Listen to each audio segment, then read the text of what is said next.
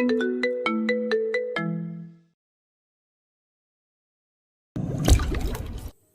নেই? তুমি আমার বোনকে বিয়ে করে আবার আমার কাছে কোন মুখ নিয়ে এসেছো? লজ্জা থাকলে আসতে পারতে না। রমজান সওদাগর ঠোঁট বাঁকিয়ে হেসে নিলেন, হাসিটা ঠান্ডা নির্লিপ্ত। সবাই নিজেরটা বুঝে। সখী দাঁত চেপে বলল, নিজেরটা বোঝা আর অন্যের জীবন নষ্ট করা এক না। চম্পা আপা কি দোষ করেছিল?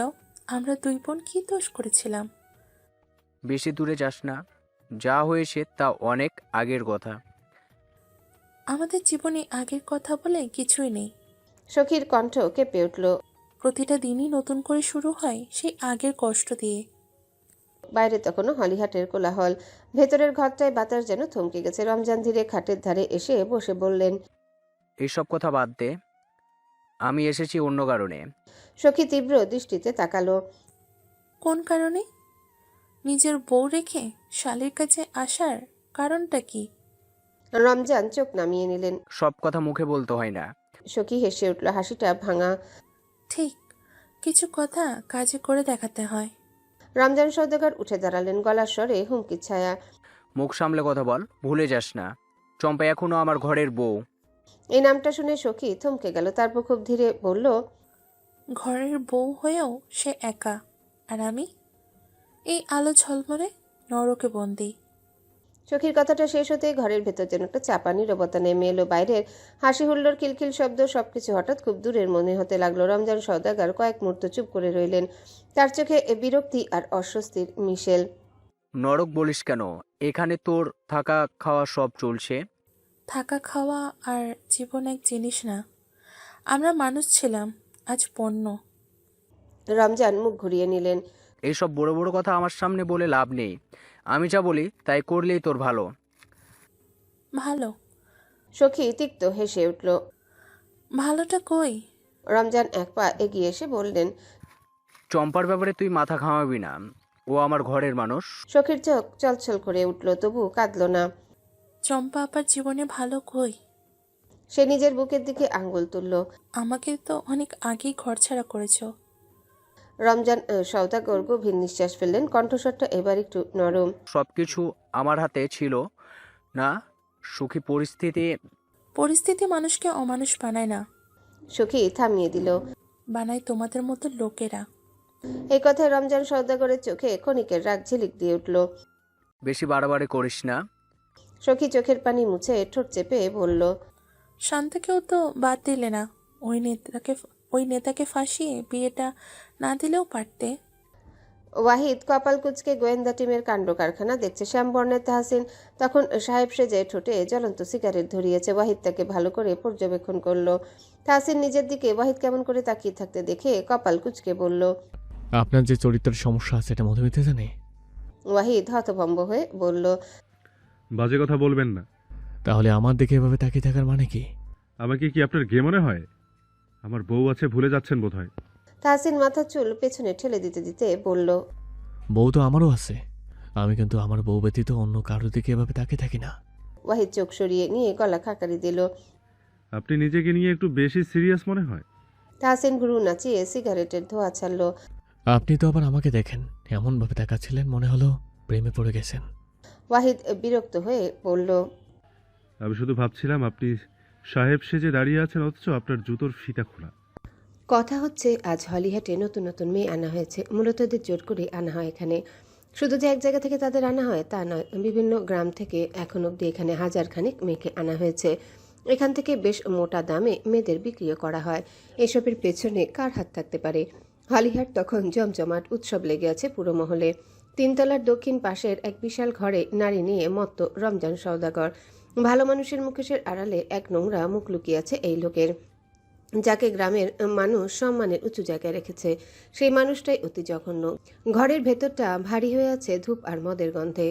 মোটা পর্দা টানা, বাইরে উৎসবের আলো, শব্দ ঢুকতে পারছে না। তিনতলার সেই দক্ষিণ পাশের বিশাল ঘরটা যেন অন্য এক জগৎ, যেখানে হাসি নেই, আছে শুধু দখল আর নিষ্ঠুরতা।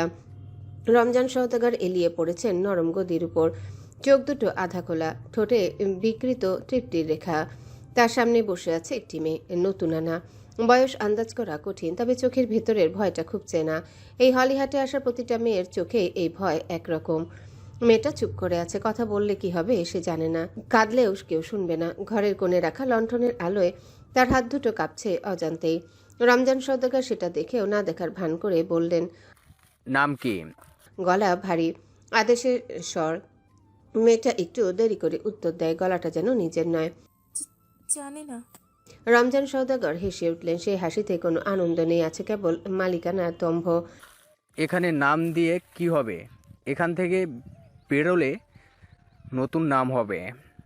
মেয়েটার বুকের ভেতরটা মোচড় দিয়ে ওঠে। সে বুঝে এখানে মানুষ পরিচয় হারায়, দামে রূপান্তরিত হয়। রমজান সওদাগর ধীরে উঠে বসলেন। তার ছায়াটা দেয়ালে বড় হয়ে পড়েছে। বাইরে ঢোলের শব্দ, হাসি, আলো সব মিলিয়ে এই ঘরে নীরবতার ভয়ঙ্কর হয়ে উঠেছে। হলিহাটে প্রতিটা উৎসবের রাত এমনই। এই হলঘরের আড়ালেই তৈরি হয় লেনদেনের হিসাব, মানুষের দাম আর ভবিষ্যৎ ধ্বংসের নকশা। আর এই সব কিছুর ঠিক মাঝখানে রমজান সওদাগর, গ্রামে সম্মানিত মানুষ, আর ভেতরে ভেতরে এক নিষ্ঠুর ব্যবসায়ী। কিন্তু সে জানে না এই হলিহাটের প্রতিটা অন্ধকারের ভেতরে কোথাও না কোথাও জমে উঠেছে আগুন, যে আগুন একদিন এই ঘর, এই মুখোশ সব পুড়িয়ে দেবে। রমজান সওদাগরের চোখের দৃষ্টি ধীরে ধীরে বদলে গেল। আধা খোলা চোখ দুটো এবার আর অলস নয়, ভেতরে জমে উঠল হিংস্র লোভ। মুখের কোণে থাকা বিকৃত হাসিটা মিলিয়ে গিয়ে জায়গা নিল কঠিন এক নিষ্ঠুরতায়। মেয়েটা পিছিয়ে যেতে চাইল, কিন্তু পিঠে ঠেকলো নরম গদি, পালাবার কোনো পথ নেই। ঘরের বাতাসটা যেন আরও ঘন হয়ে উঠল। লণ্ঠনের আলো কেঁপে উঠছে, নাকি মেয়েটার চোখ কাঁপছে বোঝা বড্ড মুশকিল। রমজান সওদাগর কাছে এসে দাঁড়ালেন। তার ছায়াটা মেয়েটাকে ঢেকে ফেললো পুরোপুরি। বাইরে ঢোলের শব্দ আরও জোরে বাজতে লাগলো, যেন ভেতরের আর্তনাদ ঢেকে দেওয়ার জন্যই এই উৎসব। মেয়েটার ঠোঁট কাঁপলো, কিন্তু কোনো শব্দ বেরোলো না। এখানে শব্দের কোনো মূল্য নেই, এটা সে ইতিমধ্যেই জেনে গেছে। ঘরের দরজাটা বন্ধ হলো ভারী শব্দে। হলিহাটের আলো আরো উজ্জ্বল হয়ে উঠল। নিচে লোকজন নাচছে, হাসছে, গান বাজছে। কেউ জানে না তিনতলার ওই দক্ষিণ পাশের ঘরটায় ঠিক এই মুহূর্তে কি হারিয়ে যাচ্ছে, একটা জীবন, একটা নাম, একটা ভবিষ্যৎ। সময় গড়িয়ে গেল। রাত একটু গভীর হলো। চাঁদটা মেঘের আড়ালে ঢুকে পড়েছে। উৎসবের শব্দ এখন ক্লান্ত, ঢোল থেমে থেমে বাজছে। হাসির আওয়াজ পাতলা হয়ে এসেছে। হলিহাটের গলিগুলোতে ধোঁয়া আর আবর্জনার গন্ধ ভেসে বেড়াচ্ছে। ঘরের ভেতর নিস্তব্ধতা। রমজান সওদাগর আবারও গদিতে এলিয়ে পড়েছে, চোখে তৃপ্তির ছাপ, মুখে সেই পুরনো মুখোশ।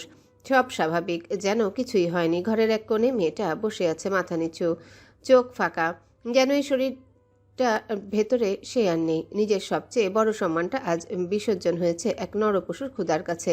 কেমন ঘৃণা হচ্ছে নিজের প্রতি, মনে হচ্ছে পুরো শরীরটা টেনে ছিঁড়ে ফেলতে। দরজার বাইরে পাহারাদার ফিসফিস করে বলল, নতুন মাল কাল সকালে পাঠানো হবে। অন্য একজন বলল, হ্যাঁ, ভালো দামে যাবে, খবর দে উপরের লোকেদের। এই উপরের লোক কারা? এই প্রশ্নটাই হলিহাটের সবচেয়ে ভয়ঙ্কর প্রশ্ন। কারণ রমজান সওদাগর একা নয়, সে শুধু মুখ, পেছনে আছে হাত, মাথা আর পুরো একটা অদৃশ্য জাল। রাত যত গভীর হয় এই জাল তত শক্ত হয়, অন্ধকার যত ঘন হয় আগুনের তাপও তত বাড়ে। রাতের অন্ধকারে আজ বিষণ্ণতা লুকিয়ে আছে বড্ড বেশি। কিশোরী বয়সে বাড়ির বড় বধূ হয়ে পা রেখেছিল আফিয়া। আজ অনেকটা বছর কেটে গেছে বিবাহের। অপরিচিত জায়গাখানা আজ বড্ড চেনা, শুধু অচেনা রয়ে গেছে তার স্বামী। খোলা জানালা দিয়ে হাওয়া বইছে। আফিয়া বিয়ের পর পড়াশোনা করছিল বেশ কিছুদিন। তার জন্য মাহাতাব একটা পড়ার টেবিল বানিয়ে দিয়েছিল। আজ সেই টেবিলের সামনে মেয়েটা চেয়ার টেনে বসেছে, হাতে ধরেছে কালো কলম, সামনে সাদা ধবধবে খাতা। সে মুখের সামনে চলে আসা চুলগুলো কানের পিঠে গুজে দিয়ে কলম চালালো। কোত্থেকে শুরু করব ঠিক বুঝে উঠতে পারছি না। হঠাৎ সব রেখে খাতায় কেন লিখতে বসেছি সেটাও জানি না। তবে আজ বড্ড ইচ্ছে করে কাউকে বুকে চেপে রাখা কথাগুলো খুলে বলতে। ইচ্ছে করছে খোলা বইয়ের মতো নিজেকে মেলে দিতে। আজকাল বুকে এত যন্ত্রণা হয়, মনে হয় এই বুঝি আমার প্রাণটা কেউ টেনে ছিঁড়ে বের করছে। আচ্ছা আচ্ছা, আমার কি জীবনে সুখ আসবে না কখনো? এই দহন নিয়ে মৃত্যু হবে আমার? আমি কি দুনিয়ায় একটু সুখ উপভোগ করতে পারবো না? দিন যত যাচ্ছে তত দুঃখ বাড়ছে। এত দুঃখ রাখার জায়গাটা কোথায়? আফিয়া লেখা থামিয়ে ঠোঁট কামড়ে জানালার বাইরে তাকালো। বাইরে চাঁদের আবছা আলোয় আলোকিত চারিপাশ। চাঁদের আলোটা জানালার কাছ ছুঁয়ে ভেতরে ঢুকছে, কিন্তু সেই আলো আফিয়ার চোখের কোণে উষ্ণতা আনতে পারল না। বুকের ভিতর জমে থাকা ভাতটা যেন আরো ভারী হয়ে উঠল। সে আবার খাতার দিকে তাকালো। কলমটা একটু কেঁপে উঠল, তবু থামলো না। আমি জানি না আমার এই লেখাগুলো কেউ কোনোদিন পড়বে কিনা। হয়তো না, হয়তো এই খাতাটাও একদিন পুড়ে যাবে বা হারিয়ে যাবে। কিন্তু লিখতে না পারলে আমি দম বন্ধ হয়ে মারা যাব। এই বাড়ির দেওয়ালগুলো সব শোনে, কিন্তু কিছু বলে না। মানুষগুলো দেখে কিন্তু বোঝে না। আর আমি প্রতিদিন একটু একটু করে হারিয়ে যাচ্ছি। আজ ইচ্ছে করছে মায়ের বুকে মুখ গুজে চিৎকার করে কাঁদতে। ইচ্ছে করছে অচেনা শহরে হারিয়ে যেতে। পেছনে ফেলে আসা এত স্মৃতি মস্তিষ্ক থেকে সরছে না। যত সব ভুলে যেতে চাইছি তত আমায় আঁকড়ে ধরছে। আমার সব কিছু থেকে মুক্তি চাই, খোলা আকাশে উড়ে যেতে চাই। চাই আমার কবর যেন অতি শীঘ্রই খোঁড়া হয়। আফিয়া লেখা থামিয়ে ফিসফিস করে বলল, মরণ, তুমি আপন হয়ে বুকে আগলে নাও আমায়। শেষ লাইনটা লিখে আফিয়া খাতাটা বন্ধ করতে দরজায় হালকা একটা শব্দ হলো। কাঠের গায়ে কারো আঙ্গুলে নরম টোকা। আফিয়া চমকে উঠল, বুকের ভেতর ধক করে উঠল, যেন নিজের গোপন আর্তনাদ কেউ ধরে ফেলেছে। সে তাড়াতাড়ি চোখের কোণ মুছে নিল, খাতাটা টেবিলের ড্রয়ারে ঢুকিয়ে রাখলো। তারপর ধীরে ধীরে দরজার কাছে গেল। কে? গলাটা নিজের কাছেই অপরিচিত শোনালো। দরজার ওপাশ থেকে মাহাতাবের কণ্ঠ। আমি। আফিয়া দরজাটা খুলল। মাহতাব দাঁড়িয়ে আছে সামনে, গায়ে দিনের ক্লান্তি, চোখের নিচে হালকা ছায়া। দুজনের চোখাচোখি হলো। মাহতাব যেন কিছু একটা বলতে গিয়েও থেমে গেল। এত রাতে যাচ্ছ কেন? মাহতাব জিজ্ঞাসা করলো, গলাটা অস্বাভাবিক নরম। আফিয়া একটু সরে দাঁড়ালো। ঘুম আসছিল না। মাহতাব ঘরের ভেতর ঢুকলো, টেবিলের দিকে একবার তাকালো, তারপর জানালার দিকে। খোলা জানালা দিয়ে হাওয়া ঢুকছে, পর্দা দুলছে। জানালা খোলা রেখেছ, ঠান্ডা লেগে যাবে। আফিয়া কোনো উত্তর দিল না, শুধু জান্নার দিকে তাকিয়ে রইল। মাহতাব নিজে এগিয়ে গিয়ে জানালাটা একটু বন্ধ করে দিল। আফিয়ার কাছে আজকাল নিজেকে ভীষণ তুচ্ছ মনে হয়। এই যে তার স্বামী মাহতাব, সে দেহের চাহিদা পূরণ হলে আর তাকে মনে রাখে? ভালোবাসা তো অবশ্যই ছিল, ভালোবাসা থেকে শারীরিক টান তৈরি হয়, কিন্তু শুধু দেহের চাহিদা মেটানোই কি ভালোবাসা বলে? সে এগিয়ে গিয়ে বিছানায় বসলো। মাহতাব শুয়েছে টান টান হয়ে। আফিয়া বলল, কি মনে করে? মাহতাব চোখ বন্ধ রেখেই বলল, আমার বুকে একটু মাথা রাখবে আফি? ইচ্ছে করছে না। শুধু একবার। ঘৃণা হয় আমার। তাও কবুল। আফিয়া তবুও পিছু ফিরে একটাবার মাহতাবের দিকে তাকালো না। মাহতাব লম্বা শ্বাস টেনে নিজেকে শান্ত করলো। নিজে হাত বাড়িয়ে আফিয়াকে টেনে বুকে শক্ত করে জড়িয়ে ধরে নিচু গলায় বলল, যদি আমার মৃত্যু হয় তাহলে আমায় ক্ষমা করো আফি। তোমায় দুঃখ ছাড়া কখনো সুখ দিতে পারিনি। আফিয়া চোখ বন্ধ করে বলল, এমন পাপের ক্ষমা হয় না। তুমি করলেই হবে। আফিয়া উত্তর দিল না। তার আর কথা বলতে ইচ্ছে করছে না। একটা সময় যার বুকে মাথা রেখে সারা রাত কাটিয়েছে, আজ সেই মানুষটার বুকে বিষের মতো লাগছে। বাইরে তীব্র বাতাস ছেড়েছে। তাহসিনের ঘরের এক কোনায় ময়ূরী বাচ্চাদের মতো গাল ফুলিয়ে আয়নার সামনে বসে আছে। আয়নার স্পষ্ট দেখা যাচ্ছে সে একটু মোটা হয়েছে, আগের চেয়ে শরীরটা একটু ভার হয়েছে। তাহসিনের দাদি এই নিয়ে বড্ড জ্বালিয়েছে তাকে। লজ্জায় মেয়েটা দাদির সামনে এখন যেতে চায় না। সে আলমারি খুলে সেখান থেকে একটা হালকা গোলাপি রঙের শাড়ি বের করলো। এটা তাহসিন এনে দিয়েছিল কিছুদিন আগে। বলেছিল এমন এক মধ্যরাতে শাড়িটা পরে তার সামনে আসতে। কিশোরী যেদিন দিন বড্ড দুষ্টু হয়ে যাচ্ছে, এটা আদৌ সে বুঝতে পারছে? পড়াশোনা গোল্লায় দিয়ে মেতে উঠেছে সংসারে। স্বামী বউ বলতে পাগল, অন্যদিকে বউ স্বামী বলতে পাগল। ময়ূরী শাড়িটা গায়ে জড়িয়ে আয়নার সামনে দাঁড়ালো। হালকা গোলাপি রংটা তার গায়ে যেন আরও একটু নরম হয়ে ফুটে উঠেছে। চোখে কাজল টানতে গিয়ে হাত কাঁপলো একটু। আয়নায় নিজের চোখের দিকে তাকিয়ে সে নিজেই হেসে ফেলল। এই চোখেই তো কত লাজ, কত দুষ্টুমি একসাথে বাসা বেঁধেছে। আঁচলটা কাঁধে তুলে নিয়ে যত্ন করে কোমরে গুজলো, তারপর অজান্তে পেটের উপর হাত বুলালো। আয়নায় চোখ পড়তে বুকের ভেতর কেমন এক অদ্ভুত অনুভূতি জমে উঠল। সে কি সত্যিই মোটা হয়েছে, নাকি ভেতরে ভেতরে অন্য কিছু বদলাচ্ছে? ময়ূরী নিজেকে বুঝতে পারে না। কিশোরী বয়সের এই বদলগুলো তার কাছে কখনো আনন্দ, কখনো অজানা ভয়ের মতো লাগে। দাদির কথাগুলো কানে বাজে, কিন্তু তাহসিন তো অন্য কথা বলে। সে তো হাসতে হাসতে বলে, আমার বেগম মোটা হলে বেশি সুন্দর লাগবে। ময়ূরী লজ্জায় চোখ নামিয়ে নেয়। তখন আজও নামালো। আয়নার সামনে দাঁড়িয়ে হালকা করে নিজের গালে চাপ দিল। গোল হয়ে আছে একটু, তবু খারাপ লাগছে না, বরং কেমন এক গোপন সুখ কাজ করছে ভেতরে। হঠাৎ বাইরে পায়ের শব্দ হলো। তাহসিন, ফিসফিস করে বলল সে। কোনো উত্তর এলো না, হয়তো সে এখনো বাইরে। ময়ূরী একবার দরজার দিকে তাকিয়ে আবার আয়নার দিকে ফিরল। কপালে টিপ পড়ল ছোট্ট করে। আজ কেন যেন নিজেকে খুব আপন মনে হচ্ছে। তার নিজের শরীর, নিজের মন সবকিছু নতুন করে চিনতে চাইছে। আজ পুতুল নেই ঘরে। পুতুলের দাদি তাকে এই ঘরে রাখতে চায় না রাতে। ময়ূরী যদিও রাখতে চেয়েছিল, কিন্তু শাশুড়ির কথা অমান্য করার সাহস হয়নি। দরজায় শব্দ হলো। তখন ময়ূরী তাড়াতাড়ি দৌড়ে গিয়ে দরজা খুলে দিল।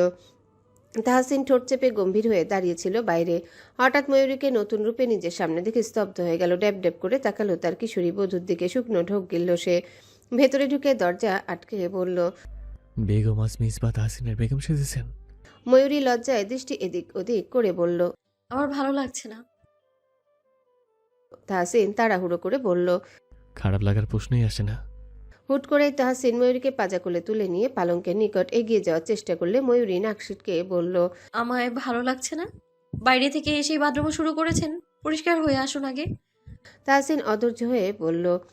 একসাথে হব। ময়ূরী চোখ নামিয়ে দরজার দিকে তাকিয়ে থাকলেও তার দৃষ্টি ক্রমে জানালা থেকে ঘরে ফিরে আসে। ময়ূরীর শরীর অজান্তে কেঁপে ওঠে, শ্বাসের শব্দ হৃদয়ে টোকা একরকম নীরব তৃষ্ণা। ঘরটা যেন তাদের জন্য একটা আলাদা জগৎ তৈরি হয়ে উঠেছে। ময়ূরী চোখ বন্ধ করে শুধু তাহসিনের নিঃশ্বাস অনুভব করছিল। তার হাতের স্পর্শে ঘ্রাণে মিশে যায় গরম তাপ। হাতে হাত রেখে কপাল ঠেকিয়ে এক নিঃশব্দ বন্ধনে আবদ্ধ হয় তারা। ঘরটা নিস্তব্ধ, জানালা দিয়ে ঢুকা চাঁদের আলো তাদের দেহের ছায়া খেলায় মিশে যাচ্ছিল। তাহসিনের হাত আলতো করে ময়ূরীর গালে চলে আসে। ময়ূরীর বুক ধীরে ধীরে হালকা হয়, হৃদয় একরকম দ্রুত কিন্তু শান্ত স্বরে ধুকছে। তাদের শ্বাস, স্পর্শ, ঘ্রাণ সবকিছুই একরকম একীভূত হয়ে যায়।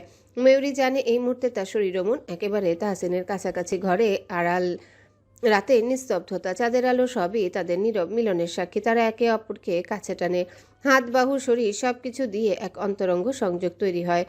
বাইরে বাতাস বইছে, চাঁদ আকাশে অর্ধেক লুকিয়েছে, কিন্তু এই কোণে তাদের পৃথিবী শুধুই একে অপরের। শুরুটা ছিল এক রোমাঞ্চ, এখন তা ক্লান্ত অথচ গভীর ঘনিষ্ঠতার রূপ নিয়েছে। রাত যখন গভীর তখন তাহসিন এবং তার বেগম সজাগ। তাহসিন সিগারেট ধরিয়েছে ঠোঁটে, ময়ূরী শরীর গুটিয়ে শুয়ে আছে তাহসিনের শরীর ঘেঁষে। আগে যেমন তাহসিন ময়ূরীর থেকে কথা লুকাতো, এখন সেই ভুলটা সে করে না। মানসিক চাপ কাটানোর জন্য হলেও আজ ময়ূরীর সঙ্গ তার বড্ড প্রয়োজন ছিল। তাহসিন সিগারেট শেষ করে শক্ত করে জড়িয়ে ধরল ময়ূরীকে, মাথায় চুমু এঁকে বলল। কি করবো ঠিক বুঝতে পারছি না, একদিকে পরিবার অন্যদিকে। ময়ূরী ঘাড় উঁচিয়ে তাহসিনের দিকে তাকালো, হাত বাড়িয়ে তার মাথায় হাত বুলিয়ে দিতে দিতে বলল।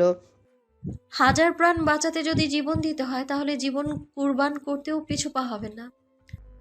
আমার কি করা দরকার এটা আমি জানি না, কিন্তু ময়ূরী সাহস দিয়ে বলল। কাল আমি জয় দেখতে পাই। পরিবারের কথা ভাবলে হবে না, এটা অন্যায়।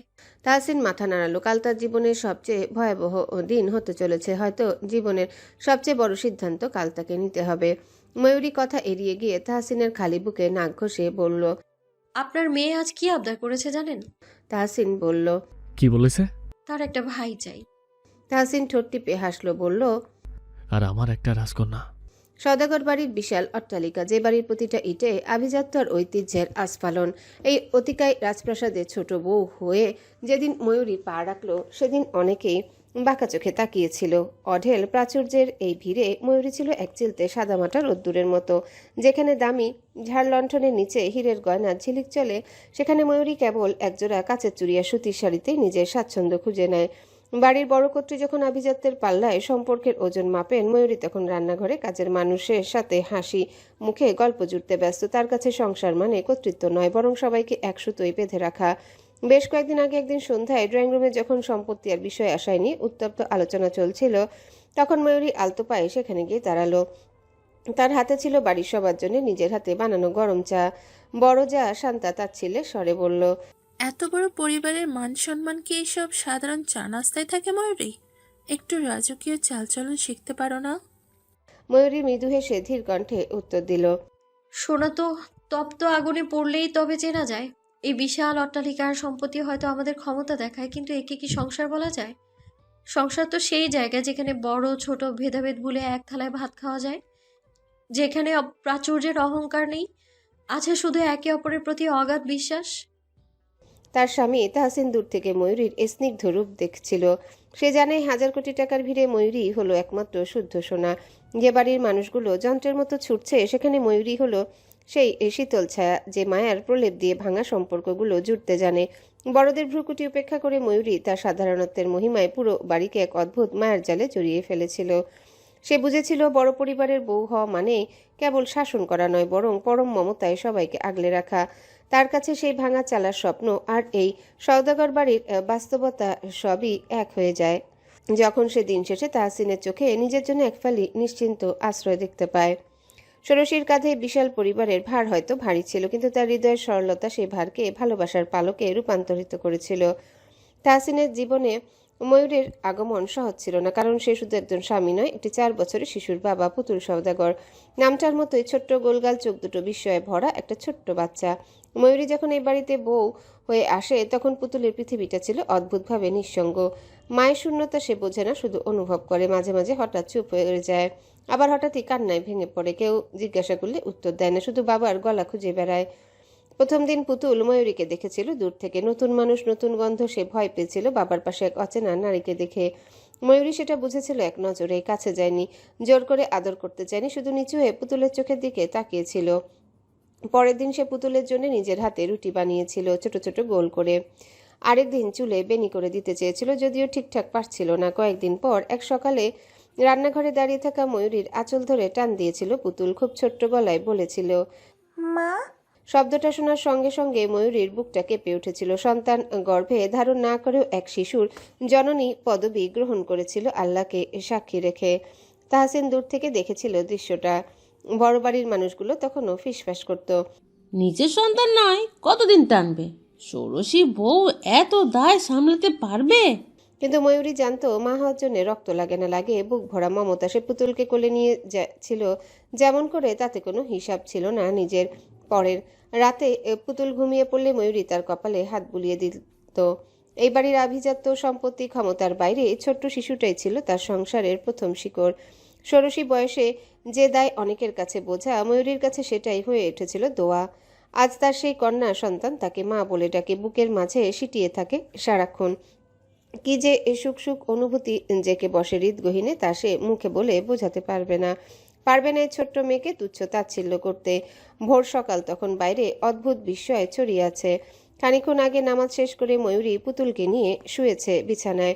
ভোরে দিয়ে গেছেন তার দাদি। তাহসিন আয়নার সামনে দাঁড়িয়ে তৈরি হচ্ছে। ময়ূরী বাঁকা চোখে তাকালো তার দিকে। শ্যামলা গায়ে, আজ ধূসর রঙের একটা শার্ট আর প্যান্ট পরনে। শার্টের হাতা কোনুই অবধি ভাঁজ করতে করতে একবার তাকালো ময়ূরীর দিকে। নিকটে এগিয়ে এসে ঝুঁকে সময় নিয়ে চুমু খেলো কপালে। ঘুমন্ত পুতুলের কপালেও আলতো করে ঠোঁট ছোঁয়ালো। ময়ূরীর ভেজা মাথায় হাত বুলিয়ে নিচু গলায় বলল, পুতুলের খেয়াল রেখো। খানিকক্ষণ পর তাহসিন অন্ধকারে মিলিয়ে গেল। আলো ফুটতে শুরু করলো চারিপাশে। পুতুলের ঘুম ভাঙতে ময়ূরী তাকে পরিষ্কার করে দিয়ে নিচে নিয়ে এলো খাওয়াবে বলে। ময়ূরী চুপচাপ চেয়ারটা নিয়ে পুতুলকে বসালো পাশে, নিজে বসে প্লেটে ভাত নিল। মেয়েরা সবাই তখন খেতে বসেছে সেখানে। কনক আজ কাল ময়ূরীর সামনে খুব কম আসে, যত পারে এড়িয়ে যাওয়ার চেষ্টা করে। আজ অদ্ভুত ব্যবহার করছে মেয়েটা, অযথা ময়ূরীর সাথে মেজাজ দেখাচ্ছে সে। অরুণিমা বেগম এক পর্যায়ে বিরক্ত হয়ে বললেন, খাওয়ার সময় হচ্ছে কি এসব? তিনি ধমক দিতে কনকের মা চওড়া গলায় বললেন। অরুণিমা বেগম বললেন, একদিনে এই অবস্থা বড় আপা, আমার মেয়েরে এমনি বকো কেন? অরুণিমা বেগম বললেন, সে বেয়াদবি করেছে কেন? বেয়াদবি কই করলো? ওই তো খালি তরকারির বাটিই চাইলো। তোমার বউ যদি না দেয় তাইলে কি করব? ময়ূরী এবার তপ্ত নিঃশ্বাস ত্যাগ করে বলল, অযথা ঝগড়া কেন করছেন ছোটাম্মা? সব তো তার সামনেই আছে। এখন কি ভাত মাখিয়ে তার মুখে তুলে দিতে হবে? কনক চোখ ছোট ছোট করে বলল, এত নাটক করছো কেন? দেবে না বললেই তো হতো নাকি? নাটকটা করছে কে? তুমি বড্ড বেশি বাড়াবাড়ি করছো বলে মনে হচ্ছে না? এক পর্যায়ে কনক রেগে ভাতের প্লেট দূরে ঠেলে দিয়ে চওড়া কণ্ঠে বলল, ছোট লোক তো ছোট লোকই হয়, কার সাথে কিভাবে কথা বলতে হয় জানো না? তাহসান, কি রাস্তার মেয়েকে তুলে এনে। বাকিটুকু বলার আগেই তার গালে ঠাস করে চড় পড়ল একটা। সবাই হতভম্ব হয়ে ময়ূরীর দিকে তাকালো। বাম হাত দিয়ে কনকের ডান গালে কষিয়ে একটা চড় মেরেছে সে। কনকের মা কিছু বলার আগে ময়ূরী ধারালো গলায় বলল, একবার বারণ করেছিলাম না আমার সাথে না লাগতে? শিক্ষা হয়নি তোমার? নোংরা আচরণ করে ছোট লোকের পরিচয় দিচ্ছ তুমি। আমি নই, আমার বাবা গরিব হতে পারে, তাই বলে ছোট লোক নয়। তাহসিন তোমার বড় ভাই হয়, নাম ধরে ডাকা সাহস পেলে কোত্থেকে? ময়ূরীর কণ্ঠে তখন কোনো কাঁপুনি নেই, চোখে ভয় নেই, আছে স্পষ্ট দৃঢ়তা। চারিপাশে নিস্তব্ধটা ভারী হয়ে ঝুলে রইল ডাইনিং ঘরে। কনক হতভম্ব, গালে হাত চেপে বসে আছে। অপমান আর বিস্ময় একসাথে জমে উঠেছে চোখে। কনকের মা রেগে উঠে চেয়ার ঠেসে দাঁড়ালো। তুমি হাত তুললা কেন? আমার মেয়ের গায়ে হাত তোলার সাহস পাইলা কেন? ময়ূরী শান্ত কঠিন গলায় বলল, যে ভাষায় কথা বলা হয় সে ভাষাতেই জবাব দিতে হয় ছোট আম্মা। অপমান সহ্য করাকে ভদ্রতা বলে না। আপনার মেয়েকে মানুষ করুন, সে হয়তো সম্পর্ক ভুলে যাচ্ছে। মনে করিয়ে দিন আমি তার ভাবি হই। কনক ঠোঁট কামড়ে চোখ নামালো, মুখে কিছু বলার সাহস হলো না। ডাইনিং ঘরের অন্য নারীরাও নীরব, কারো চোখে লজ্জা, কারো চোখে বিস্ময়। ষোড়শী বউ যে এমন দৃঢ় হতে পারে তা তারা ভাবেনি। ময়ূরী পুতুলের দিকে ঝুঁকে নরম গলায় বলল, খাও মা। তারপর নিজের হাতে ভাত মেখে মেয়েটাকে মুখে তুলে দিল। পুতুল মায়ের দিকে তাকিয়ে হেসে উঠল। সেই হাসিতে যেন পুরো ঘরের ভার হালকা হয়ে গেল। কনক হনহন করে উপরে উঠে গেল হাত ধুয়ে। কনকের মাও যেন ভাষা হারিয়ে ফেলেছেন। কি এক বিশ্রী কাণ্ড! খবর আছে আজ হলিহাট থেকে 150 বেশি মেয়ে পাচার হবে। অবৈধ স্বর্ণের সাথেই তাদের একসাথে পাঠানো হবে দূর দেশে। সারাদিন কেটে গেছে বাইরে। বেশ্যালয়ের বিশাল বড় আঙিনায় 7টা গাড়ি এসেছে। আজ মেয়েদের তৈরি করা হচ্ছে নিলামে ওঠানোর জন্য। যার যত দাম তত বেশি লাভ। বেশ্যালয়ের ভেতরের বাতাসটা আজ ভীষণ ভারী। কেবল গরমে নয়, ভারী মানুষের আত্মশ্বাসে, ভয় আর অসহায়ত্বের গন্ধে। বিশাল আঙিনার একপাশে লোহার গেট বন্ধ, অন্য পাশে বিশাল বড় মহলের মধ্যে সারি সারি ঘর। প্রতিটা ঘরের ভেতরে বসে আছে ভাঙা চোখের মেয়েরা। কেউ কিশোরী, কেউ সদ্য যৌবনে পা দেওয়া, আবার কেউ কারো মা হওয়ার বয়সে পৌঁছে গেছে। তবু এখানকার সবার পরিচয় একটাই, পণ্য। আজকের দিনটা আলাদা। হলিহাট থেকে আনা 1.5 শতাধিক মেয়েকে সাজানো হচ্ছে। রঙিন কাপড়, ভারী মেকআপ, ঠোঁটে জোর করে লেপে দেওয়া হাসি, সবই মুখোশ। ভেতরে যে কান্না জমে আছে সেটা দেখার মতো কেউ নেই। দালালদের চোখে শুধু হিসাব, কে কত দাম তুলবে। এক কোণে বসে আছে একটা মেয়ে, বয়স 16 কি 17 ঠিক বোঝা যাচ্ছে না। শরীরটা কাঁপছে। নাম জিজ্ঞাসা করলে সে বলেছিল শুভা। নামটার ভেতরে আলো থাকার কথা ছিল, অথচ তার চোখে এখন শুধু অন্ধকার। গ্রাম থেকে আনার সময় বলেছিল কাজে দেবে, শহরে ভালো জীবন। সেই ভালো জীবনের প্রথম সকালেই তাকে এখানে এনে ফেলা হয়েছে। কাপড় বদলাতে গিয়ে সে বারবার আঁচল টেনে বুক ঢাকছে, যেন লজ্জা এখনো তাকে ছাড়েনি। এক দালাল এসে বিরক্ত গলায় বলে উঠল, এই মেয়ে, এত কাঁপছিস কেন? হাস, নিলামে গেলে হাসতে হয়। প্রভা ঠোঁট কাঁপিয়ে হাসার চেষ্টা করলো। সঙ্গে সঙ্গে চোখের কোণ দিয়ে এক ফোঁটা জল গড়িয়ে পড়ল। কেউ সেটা মুছিয়ে দেয়নি। এখানে কান্নার দাম নেই। আঙিনার মাঝখানে কাঠের মঞ্চ তৈরি। একে একে মেয়েদের দাঁড় করানো হচ্ছে। নাম, বয়স, গুণ সব উচ্চস্বরে বলা হচ্ছে, যেন তারা মানুষ নয়, গরু ছাগল। এইটা নতুন গ্রামের, শরীর টান টান। দাম শুরু? দাম হাঁকা শুরু হয়। হাত ওঠে, শব্দ ওঠে, টাকার হিসাব বাড়ে। শুভার কানে সব শব্দ ঝাপসা লাগছে। অদ্ভুত হলেও সেখানে আজ পুলিশ সদস্যদের মধ্যে অনেকেই উপস্থিত। লীলা খেলায় মেতেছে সব। ভালো মুখোশের আড়ালে এক আস্ত নরক পশু লুকিয়ে আছে। বিশাল বাড়ির 3 তলার এক আলিশান ঘরের বিশাল জানালা দিয়ে এই দৃশ্য দেখছেন একজন লোক। বয়স হয়েছে, মুখের চামড়াও ঝুলে গেছে প্রায়। বিশাল ঘরের ভেতর আলো আধারের খেলায় লোকটার মুখ স্পষ্ট বোঝা যাচ্ছে না। চোখ দুটো অস্বাভাবিক শান্ত, অথচ ভেতরে জমে থাকা এক পুরনো হিংস্রতার ছায়া স্পষ্ট। জানালার পাশে দাঁড়িয়ে তিনি নিচের আঙিনার দৃশ্য দেখছেন, ঠিক যেমন কেউ পোকা পতঙ্গের লড়াই দেখে আনন্দ পায়। বাইরে থেকে একটা লোক এলো ঘরের ভেতরে। জানালো মেয়েদের তৈরি করা হয়েছে এবং স্বর্ণের চালানো। তিনি মাথা নেড়ে প্রস্থান করতে বললেন লোকটাকে। সবকিছু তখনও আপাত দৃষ্টিতে স্বাভাবিক গতিতেই চলছিল। নিলামের মঞ্চে আলো ঝলমল করছিল। দালালদের ব্যস্ত পায়ের শব্দে আঙিনা মুখর। হিসাবের খাতা খুলে বসেছে কেউ কেউ আবার স্বর্ণের চালান ঠিকঠাক আছে কিনা তা নিশ্চিত করতে ব্যস্ত। চারিপাশে এক ধরনের আত্মতৃপ্ত নির্লজ্জতা ভাসছিল, যেন এখানে যা হচ্ছে সেটাই নিয়ম, সেটাই নিয়তি। ঠিক সেই মুহূর্তে পরিবেশের ছন্দটা আচমকা ভেঙে পড়ল। লোহার গেটের বাইরে হঠাৎ ভারী বুটের শব্দ শোনা গেল। মুহূর্তের মধ্যে আঙিনার চারিদিক থেকে ঘিরে ধরল একদল সশস্ত্র লোক। কারো পরনে সাধারণ পোশাক, কারো চোখে কঠিন পেশাদার সতর্কতা। এতক্ষণ যারা দর্শক সেজেছিল তারাই এবার নিজেদের পরিচয় প্রকাশ করলো। গোয়েন্দা টিমের নিখুঁত পরিকল্পনায় পুরো এলাকা এক নিমিষে নিয়ন্ত্রণে চলে এলো। হইচই শুরু হলো তৎক্ষণাৎ। দালালদের মুখের রং বদলে গেল। কেউ পালানোর চেষ্টা করলো, কেউ গলির ভিতর ঢুকে পড়তে চাইলো, কিন্তু প্রতিটা পথ আগেই আটকানো ছিল। আঙিনার মাঝখানে তৈরি হওয়া মঞ্চটা হঠাৎই পরিণত হলো অপরাধের সাক্ষ্যস্থলে। দামহাকার শব্দ থেমে গিয়ে জায়গা নিল আতঙ্ক আর বিশৃঙ্খলার চিৎকার। মেয়েরা ভয়ে জড়সড় হয়ে একত্রিত হয়েছে। এতদিন যে গেট তাদের বন্দিত্বের প্রতীক ছিল, সেই গেটটাই এবার মুক্তির সম্ভাবনায় কেঁপে উঠছিল। উপরতলার জানলায় দাঁড়িয়ে থাকা লোকটার অস্বাভাবিক শান্ত মুখে প্রথমবারের মতো ফাটল ধরল। চোখের স্থিরতা ভেঙে গিয়ে সেখানে জমে উঠল অস্থিরতা। এতদিনের সাজানো পরিকল্পনা, ক্ষমতার অহংকার, সবকিছু এক মুহূর্তে তাসের ঘরের মতো নড়বড়ে হয়ে উঠল। গোয়েন্দা দলের তৎপরতায় পুরো বাগান ঘর, গোপন কক্ষ একে একে তল্লাশি হতে লাগলো। অবৈধ স্বর্ণের চালান, কাগজপত্র, হিসাবের কথা সবকিছুই আলোর নিচে আসতে শুরু করলো। এতদিন যে অন্ধকার নির্ভয়ে বেড়ে উঠেছিল, সেই অন্ধকার আজ প্রথমবার আলোর মুখোমুখি দাঁড়িয়েছে। আঙিনার বাতাস তখনও ভারী, তবে সেই ভারের ভিতর লুকিয়ে ছিল এক ধরনের কাঁপা কাঁপা স্বস্তি। কান্না, ভয় আর অবিশ্বাসের মাঝখানে জন্ম নিচ্ছিল মুক্তির ক্ষীণ আশা। যে জায়গাটা এতক্ষণ ছিল মানুষের বাজার, সেই জায়গাটায় ধীরে ধীরে পরিণত হচ্ছিল অপরাধের শেষ অধ্যায়। পুরো মহল যখন গোয়েন্দা টিম ঘিরে ধরেছে, তখন গোয়েন্দা অফিসার নওমান তাহির তিনতলা সেই বিশাল আলিশান ঘরের সামনে হাতে বন্দুক নিয়ে দাঁড়িয়ে আছে অস্থির মন নিয়ে। শুকনো ঢোক গেলে দরজা ধাক্কা দিতেই সামনে দুজন লোককে দেখতে পেল সে। দুজন দরজার ধাক্কার শব্দ শুনে আতঙ্কিত হয়ে পিছু ফিরে দাঁড়িয়েছে। নওমান অবিশ্বাস্য চোখে তাকালো সেই দুই লোকের দিকে। ভেতরে দাঁড়িয়ে থাকা দুজন লোকও যেন তাকে দেখে হতভম্ব। ভেতরে সেই লোকের মধ্যে উপস্থিত ছিলেন রমজান সওদাগর। তিনি দরজার দিকে তাকিয়ে কাপা গলায় বললেন, তাহসিন?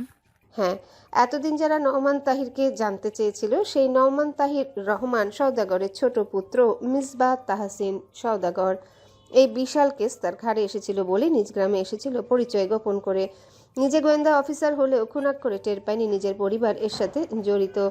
সে বুঝতে পেরেছিল এর সাথে চাচা জড়িত আছেন, কিন্তু পাশে দাঁড়ানো লোকটা তিনি কি করে? তাহসিনের অবিশ্বাস্য চোখে আজ পানি চিকচিক করছে লজ্জায়। সে কম্পিত গলায় উচ্চারণ করলো, দাদা। হ্যালো বন্ধুরা, পরবর্তী পার্ট খুব তাড়াতাড়ি আসবে, তো সবাই অপেক্ষায় থাকো। আর চ্যানেলটি যারা এখনো সাবস্ক্রাইব করনি, তারা পরবর্তী পার্ট দেখার জন্য চ্যানেলটি সাবস্ক্রাইব করে রেখো। ধন্যবাদ সবাইকে, আমাদের সাথেই থেকো।